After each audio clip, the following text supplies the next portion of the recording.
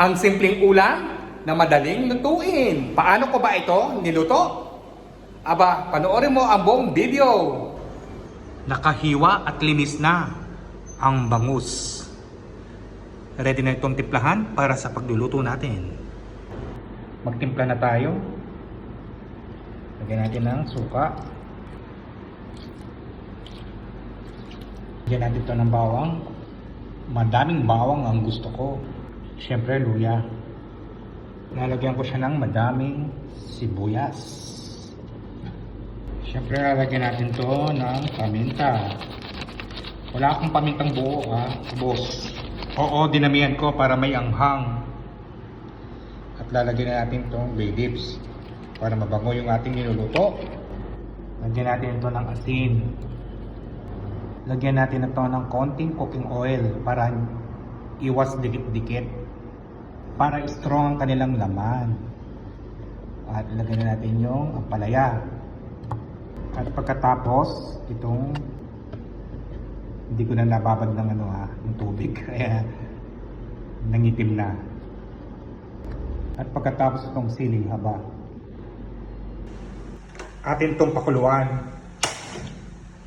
Lutuin natin to for about 4 to 5 minutes. Update! Tama-tama ang kanyang lasa. Tama yung kanyang asin. Pagkatapos, lagyan natin ng konting sabaw. Gusto ko kasi dito, may sabaw. Kaya kapag po ako ay nagpapaksiw, tinatanggalan ko talaga yan ng kaliskis. Ayaw ko po.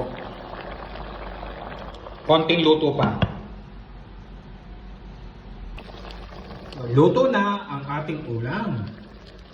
At ready na po itong i-serve. Yummy! Oh, di ba? Ang dali lang talaga ang lutuin ito. Walang kahirap-hirap. In 20 minutes, makakaluto ka na ng ulam mo.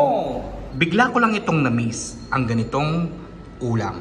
Nagluto po ako ng pinaksiw na bangus at ang konting rice at ang banana.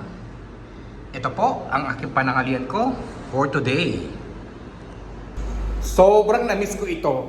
Kaya ito ang aking niluto. Ikaw, na-miss mo ba itong ulam ng ganito? Ano pa ang iyong ginagawa?